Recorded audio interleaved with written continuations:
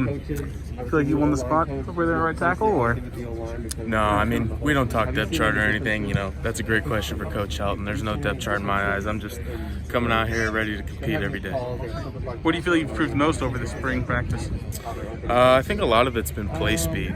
Just understanding the game, coming along thanks to Coach McGuire and the teammates, schematically and things like that. Still got a long way to go in terms of fundamentals and techniques, but I think I felt jumping confidence there.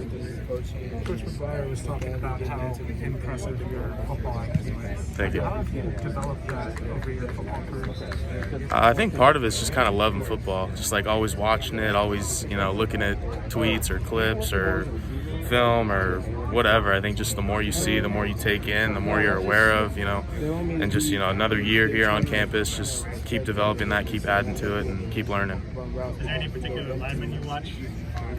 I wouldn't say like one in particular. I try and watch a lot of guys, college or NFL. Take different things from different guys. Everyone's so unique at the position. Everyone moves different, things like that. So, try and take a lot of things from different amount of guys. At what point did you kind of notice the way you start changing? Probably as a sophomore in high school. Like when I started playing varsity in high school, I really started trying to pay attention to the details. Not always just like, oh, what's the quarterback doing? Like, where's the ball at? Like, actually trying to watch the game a little closer. Probably then.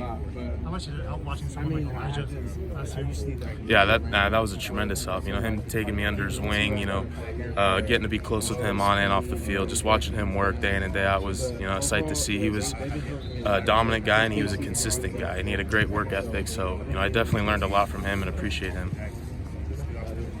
You and Cortland came in the same class together, and sure. The recruiting class wasn't exactly respected, I guess is the best way to put it. For you guys to come in, and even though it hasn't been announced, in your second year to possibly be the starting bookends, can you talk about that? Yeah, I mean, again, I wouldn't say I'm a starter or anything. Depth chart's a great question for Coach Helton, but I think just for me and Court, and Thule in that recruiting class, I think, we don't really pay attention to too much of that stuff, outside of the building and outside of what we do. We just try and come in every day, work hard, compete, do our best to improve and be the best we can be for the team and for our role.